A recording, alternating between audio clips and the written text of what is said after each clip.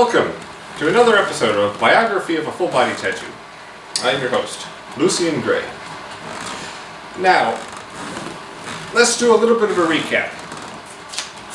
The last episode, it was kind of all jumbled up into an uncohesive mess of information based on what I was trying to explain to you about my growing up and my childhood. Now, some of the basic parts were still there, but let's just get a little bit of a more organizational front for you guys to really set into stone what was actually happening in my life at the time. So, at the end of junior year of high school, I turned 17 because my birthday's in the winter, so I turned 17. Then I graduated junior year of high school, and that's when before senior year. So it was that summer before senior year when I was really getting my own attitude with how I wanted to live my life and be more rebellious against my parents and all that stuff. And that's why I never had I really didn't have any friends at the high school I was going to. So I found friends from other towns over. I really can't remember how I found those friends.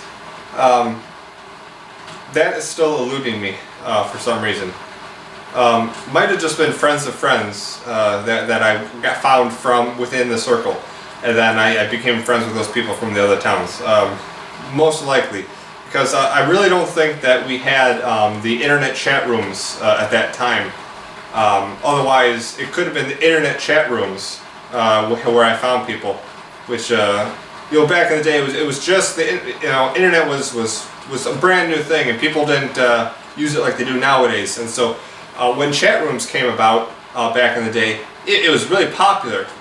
Some places in the world was more dangerous than other places, but whenever I used them, whenever they did come into play into real life, when my parents did get a computer and I used the chat rooms, I can't remember when it was, but I do remember meeting people off there, and that's how I met a lot of the people. Once the internet started to really open up, and we had, eventually after a year or something, we had MySpace. MySpace was like one of the first popular websites for people when I was back in the day at home on my parents' computer using that stuff. Actually, I don't even know if we had MySpace until after I moved away from my parents. So anyway, I don't want to get into too much into that. So, 17. I was 17. It was the summer. I was rebellious. I was hanging out with people from from a couple towns over because I didn't know anybody from my school. For some reason, I clicked better with those people. And then senior year came, and still, hanging out with those people. During the school year, when we had on the weekends and stuff, I would go hang out with those people. And that's when the spider hit. Now, last episode we talked about the spider. And my 18th birthday, in that winter of senior year, 18th birthday, I got the spider tattoo. And then eventually I graduated high school. And that's where we are now. So, I just turned 18, I got the spider, I graduated high school. Didn't know anybody from high school, so I threw everything from high school out the window and just started my new life. Now this is where my life really starts to, so many things got compiled into this next year. This next year. Between 18 and 19, so much got piled up, and this is actually going to take a few videos to get through, because actually there's 1, 2, 3, 4, 5 tattoos, big tattoos that I got within that year and a half. This next year and a half, it really starts to blossom. But we didn't even get that far yet, because we didn't even talk about the very first tattoo, and that's what this episode is going to be mainly talking about. The very first true tattoo that I got, which started the whole trek to my entire full body design and idea. This is where the idea really came from. So as we continue, the summer hit after high school, and my parents told me to get a job, so I got a job, and I started at UPS, because UPS, it was really easy to get a job there, and just lugging boxes back and forth and whatnot onto the trucks and whatnot. And I started with loading the trucks. That was easy. It's kind of like playing Tetris. You know, just load the boxes all the way up in the trucks. Then eventually I got moved over, started loading the air freights, and that was cool, loading those things. And got a good workout. It was a nice workout for exercise, doing that for a couple hours every day. And on my days off, I still randomly hung out with those people. And but it kind of went sour in that summer when some drama happened with those people, and then I kind of stopped seeing them altogether, and so then I was on my own again. But like I said, I go in and out of people groups all the time, so this was just another group that eventually left and stopped talking to them again. So I'm on my own, I'm working a job, and my parents say, well, we want you to go to college to get an education. So I'm like, okay. So they pay for a couple courses for me just to get me into the feel of college. I didn't go through a whole full-blown huge long list of classes in a semester and going off to school or something like that, like a lot of people do. No, I lived at home, and I took some courses. So I took some courses while I was doing the job. So I was making money, I was going to school, and I was learning about tattoos. I told you about that. After I got the spider, I went all into wanting to learn about tattoos. So I went to the library, started looking at researching all that stuff. And it really started to really come all together. All these pieces comes together in a one collective form, which was representation over the summer, which I'm getting into right now. So I go to college, and college I decided to go into the medical field, surprisingly, and I wanted to start getting all those courses together. So I took some of the basic courses, like the math and the speech class, and then took medical terminology and anatomy, and then I even took a phlebotomy course. Now that already sounds like a lot of classes. I guess it was a lot of classes. Luckily the UPS job was off hours, so I had school, then jobs. I was pretty busy, and which was good. It's good to be busy. So now these courses really come into play when I'm learning about all tattooing, because tattoos is a medical procedure. You're breaking the skin and shoving ink under it, like I was referring to earlier, in the most strictest sense. And so taking these courses was a really good insight into how the process would actually work, because I'm the kind of guy who likes to know how things work from really the in-depth questions about how things work. And what better way to learn about how tattoo works and what happens to the body than learning about the body. So I learned about anatomy and all of the different parts of the body and stuff. And the phlebotomy course was really good, because the phlebotomy taught me everything about pretty much how to tattoo, essentially, which we'll get into, which will segue into something else a little bit later. But the phlebotomy, it taught me all about the veins and how to locate the veins, which is a good way to avoid the veins. But no, I learned how to find the veins. I learned about procedures on how to stay sterilized, and how to take good care of your patients and stuff. Trust me, this is all coming in a little bit for something else. But and so I learned all about how to draw blood from people, which was really nice. I had a blast doing it. It was really fun. And taught me how to be sterile. I got my bloodborne pathogen certification. I had to take a CPR certification. The bloodborne pathogen I think I got during the class, but then CPR I had to get before the class. So all this wonderful stuff, that basic stuff for when you go into the medical field you need to get. And that course was great. And then of course anatomy taught me about the body and everything. And so that was a really interesting summer about learning about the body and how it works and where things are and all that good stuff. And so combining that with learning about tattoos, just really brought me into more educated in everything that has to do with the body physically. So starting off with that is fantastic. And then of course so we'll get into more of what the reasons why a lot of that came into play after this short little story. It's story time. We're going to talk about how this is the story of my very first true tattoo. So, the story begins sometime in this summer. Summer of when I'm 18. And, I'm going to job and medical, going to the college and stuff. And all of a sudden one day, I get a message from a friend who I used to be friends with. I can't particularly remember who it was, but I got a call from somebody. I don't remember if they were from high school, if they were from a different group. It was some random friend that called me up and said that, hey, do you want to go to an amusement park? So I said, well, sure, I got nothing better to do. Let's go to an amusement park. Especially for the fact that it was really great to be invited to something. You can't just turn somebody down when you get invited to something, right? No. So I was like, yeah, great. And so they told me when, and then we planned to go do it. And so the day came, and I was all ready, and they picked me up. So it was the father that picked me up, and then it was the friend and the friend's girlfriend.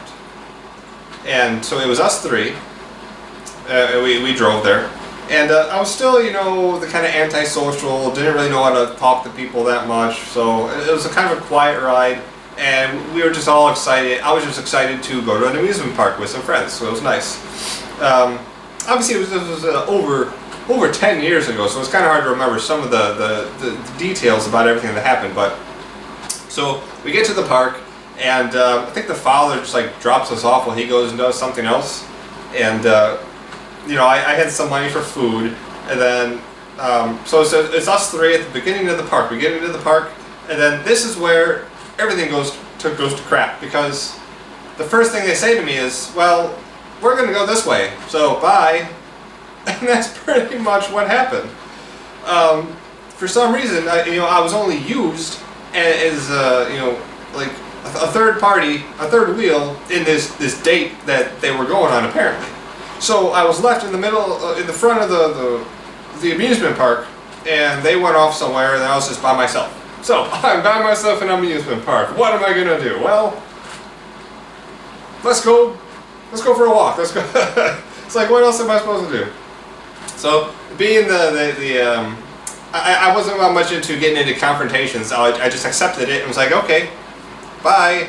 And that was it. And then I started being filled with all of those emotions immediately. I was confused, and I was a little bit angry, and I wasn't sure what was going on. And so then I was like, okay, well, I'm used to this. I'm used to being alone, and I'm used to just doing things because I want to do them. So I walked around and tried to make the best of the situation. So I walked around, went on a few rides. It takes a while to walk around the park. It was Six Flags Great America, so a pretty big sized amusement park. And then walking around, went on a few rides. It was fun, not much else to say about that. So over the course of the next hour or two, the emotions just kept building up, and I kept getting more and more depressed, and it was very, very sad.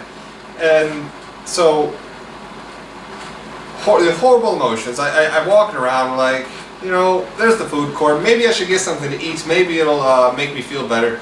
Food sometimes makes people feel better. Which over the course of many years I've learned to, yes, food does make me feel better at least. If I'm ever in a bad mood, maybe I'll just go get something, I'll treat myself to something really tasty, and I'll feel a little bit better. So, but this time it did not work like that. It did not work this time, because I went to the food court, I looked at it for a while, and I was like, you know what? I'm just too depressed. I can't eat. I'm not going to eat. So I'll walk out of there, and I continue walking back. Eventually I make it back to the front of the amusement park. Still alone. And then I noticed something out of the corner of my eye. And it intrigued me immediately. It was a shop that performed henna. Now henna is it's a chemical. Oh, I forgot exactly what henna is made out of, but it's kind of like a paste, and you mix it into a paste, and then people would put it on your skin into a design, and then it would temporarily dye your skin a different color. Like in my case, it would my pale skin. It would dye my pale skin like a brownish color. So then I would have that. Then the paste would dry and flake off, and then underneath my skin would be the brownish color. And I forgot which country does this. It's very popular. I think in India it's very popular, and people do it on their hands all the time, or their feet. And I was very intrigued by it. I've never seen henna before. I've never I didn't know about it, and so but I was very intrigued. And so I went over there. I walked over there, and I watched some of the people that were doing it and getting it done. And I was like, wow, that's really neat. You know, it's very nice. And so I was looking around at the designs, looking around nonchalantly at the designs, and all of a sudden. Now I've already started to notice that my depression was already kind of fading away. I was getting a little excited with the looking at the henna designs, and I was looking at the designs. A lot of them were very tribal-esque, and one of them really stuck out for me. One design really stuck out, and I liked it so much. And then the person asked me, you know, oh, are you interested in getting some henna? And I was like, yeah, I think I am. And then she's like, oh, well, do you know what you want to get? And I pointed at the design. Yeah, I think I want this one. And she's like, where do you want it? Like, well, you know, I saw the other people and the pictures of the final designs on the top of the stand. You know, it showed a lot of the hands. So I was like, okay, well, let's put it on my hand. So, and there we go. And then I sit down and you know, I get that design on my hand, and it was really nice. It's like the feeling of being pampered. Everyone likes the feeling of being pampered. Well, some people do. And I felt like I was being pampered. I just sat there. It was like getting your nails done. But I was getting a henna design on my hand. So it was just like I felt very. I felt uplifted immediately when I was getting it done. And of course, the person was, you know, very very kind, very nice, doing it. And then, you know, I paid the money, and then, you know, she told me what I was supposed to do with it. You know, keep it out of the sun, I think, and then eventually, you know, it would flake off, and then my skin would be dyed. And so that was that. So I walked up, and she was finished with the design. I had the biggest smile on my face when she finished, and I was like, wow, this is really cool. And from that moment, everything else, all the terrible emotions, the horrible emotions were totally out the window. I didn't care at all about anything else that happened that day. I was just like, wow, this is really neat. And I walked around and just kind of was just walking around, just looking at the henna design, waiting for it to flake off. And eventually, the other two friends finally find me. And they're like, oh, well, I think we're ready to go. And so I'm like, okay, sure, let's go home. And that was that. So I wanted to express the emotions that were going through me that day when that happened, for right now. So I went from a really horrible kind of feelings with the depression, the confusion, and the anger, very quickly over into the emotions of positive with the happiness and the joy and all that good stuff.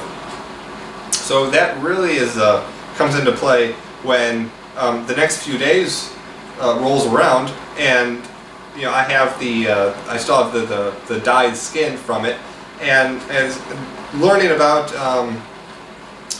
the tattoos, I put two and two together, and I was like, This design, this henna design on my hand is so significant in my life at this current time to help me. It was something that was able to help me when I was at the worst low. I was at the lowest point in my life, and then it uplifted me to the highest point in my life. This was a perfect symbol for that change, and and that's what tattoos are for a lot of people. You know, the signification of a fantastic change in your life. And so I took that as a sign that I wanted to get that henna design tattooed on my hand and keep it there permanently for the rest of my life. And so, by golly, that's what I did. One of the next few days, I went over to that same shop that did the spider on my leg, and I told him that I wanted to get this design permanently on my hand, tattooed on my hand. And he said, okay. And so he took a stencil of the henna design that was on my hand, and then we made an appointment to come back in later at some point later on in a week or two. And then I was really excited. I was like, this is something that I knew that was right. I knew this is what I wanted, and that's when it hit me. That's when it really hit me. That it's a piece of tribal that something inside of me was saying, this is something that should be, that it's a lifelong endeavor that I'm going to be putting myself through. And the symbolization that the tattoo lasts forever, as well as the specific reasoning that this tattoo, with the uplifting feeling and the removal of any doubt, removal of any negative emotions in me, is the perfect very first piece to represent all of the reasons why I have chosen this path to get my entire body filled with these tribal designs. The very perfect first representation. And then over the course of the next videos, you'll see that every single piece every single piece of tribal that I get does have some sort of amazing story to go with it, that shows that I went through a certain hardship in my life, or I learned something in my life, or I went through a ritual to better myself. And every single piece has brought me closer to my own serenity, my own mental stability, and has brought me closer to myself and who I truly am. And all of this has been represented on that very first day when I made the decision to get the hand tattoo. Now, this is where I need to address that most shops, most respected shops who are aware of the taboo-ness that tattoos have brought, that are in modern society, especially in America. At that time in life, it was very, it wasn't forever, I'm trying to word this. Most tattoo parlors would not tattoo hands or face because of the placement. It was completely out in the open, and for back in the day, it would destroy people's lives because nobody would hire you. You wouldn't be able to get a good job, and so then you would just be throwing your life down the crapper, and then you would be forced to work in jobs where, very few select jobs, and it would ruin people's lives subconsciously, without people actually realizing what they were doing. And of course, we know that a lot of people don't understand what they're doing with their body when they're getting tattoos, and so you need to be really cautious as an artist as well as the person when you're choosing a tattoo. You want to make sure that you're sure of what you're doing. Now, I obviously was sure of what I was doing. Even at a young age, this was something that I knew I was destined to have. And you'll see in the course of these videos that it's never been a negative repercussion other than people who have cried for me. People have cried for me. Yeah, I'll tell you a story later on about a day when I went to go get a job, and the person looked at my hand and she started getting teary-eyed because she thought that I destroyed my life, and now I can't do anything that normal people would do. And it was very heartbreaking to see her do that. I tried to explain to her, well, I'll get into that story in another episode. But I knew that this was, that I was destined for this.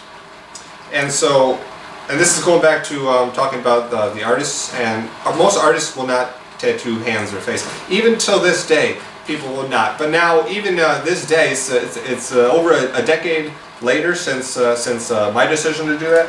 And nowadays, you can see commercials on TV. You can see people working that have visible tattoos. So tattoos have opened up tremendously in the work environment, become a lot more friendly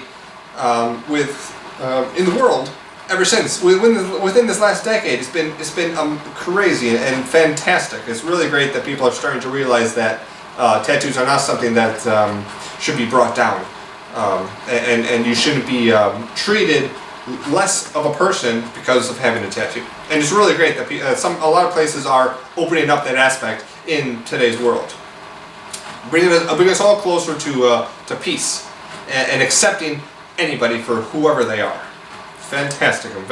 Very nice to be living in today's day and age. So I go back to the tattoo parlor, and I want to stress that this guy was not, some horrible guy who would just tattoo whatever because he wanted to get paid. No, he did ask me, the day of the tattoo, he asked me, "Are you sure you want to change your life forever?" I quote, he said that. "Are you sure?" Or he asked, "Are you ready to change your life forever?" So he distinctly asked that, knowing that this would change my life forever. And I said, without a doubt, yes, I am ready. And that was that. And we get in the chair. I get in the chair, and he puts the stencil on, and he starts tattooing it on me.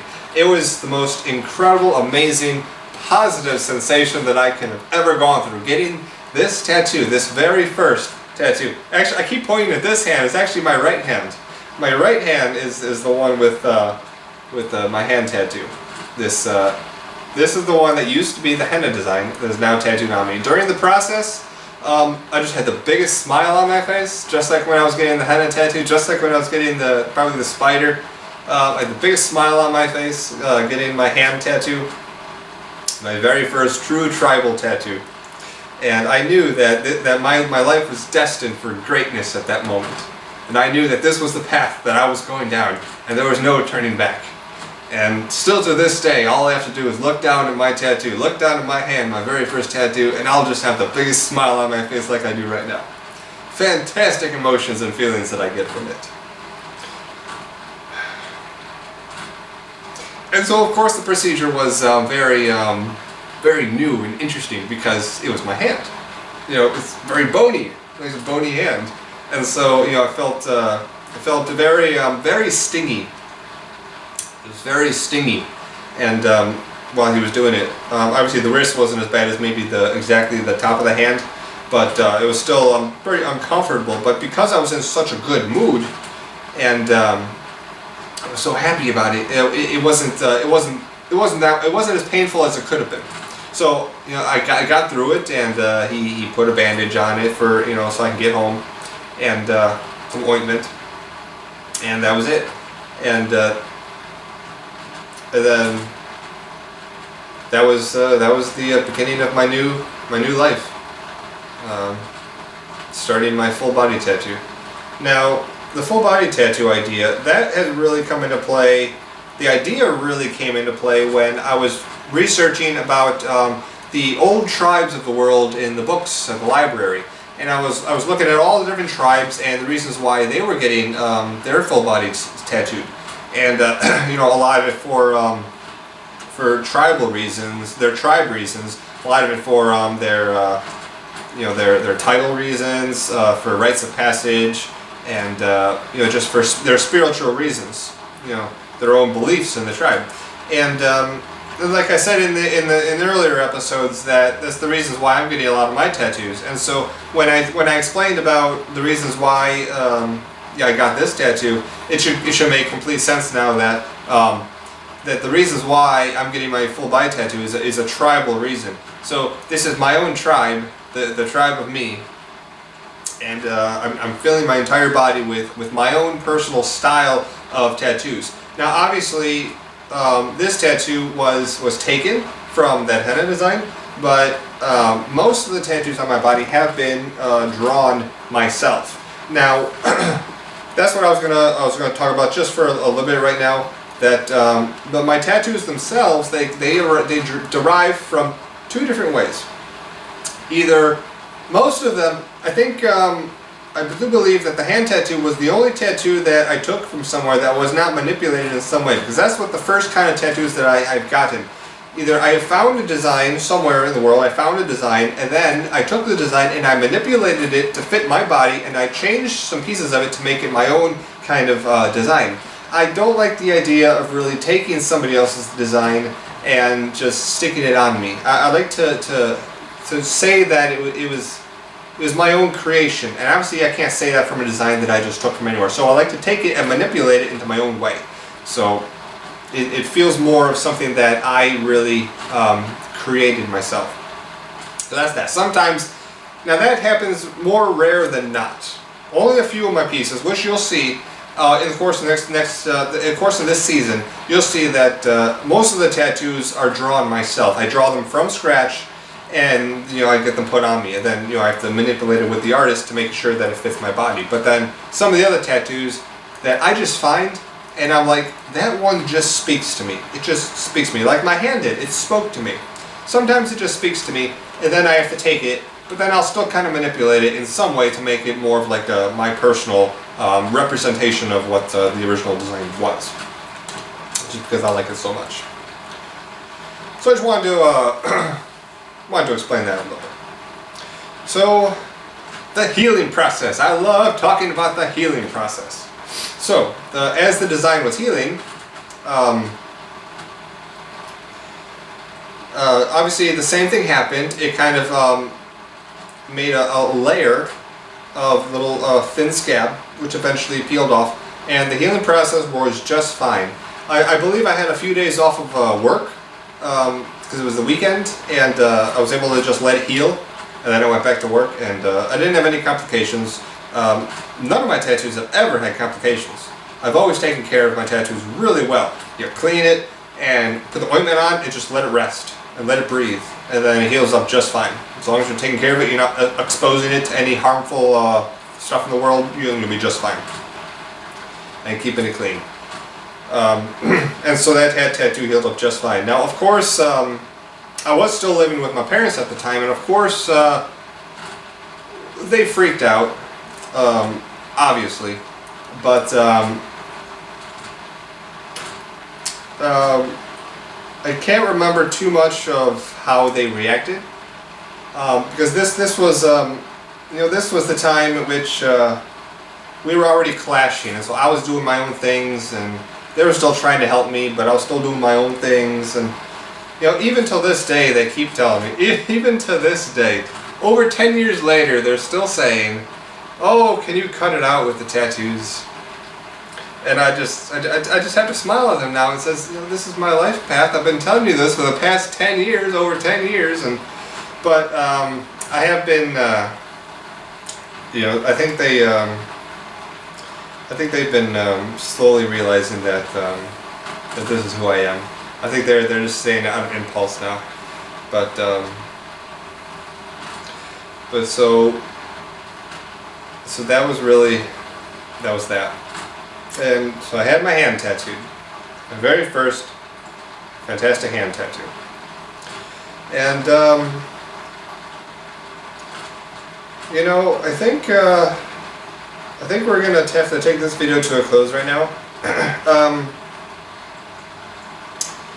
I think, what? I think I still have some pictures of the original the original henna design, the original henna design, as well as pictures of after the procedure of just my hand tattoo. So, after the credits, stay tuned for a little bit after, and I'll post the pictures of the henna design, and I'll post a picture of the tattoo right after.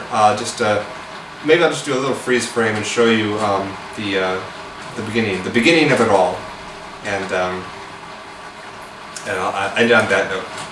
So, as always, this has been Lucien Gray, and thank you for watching.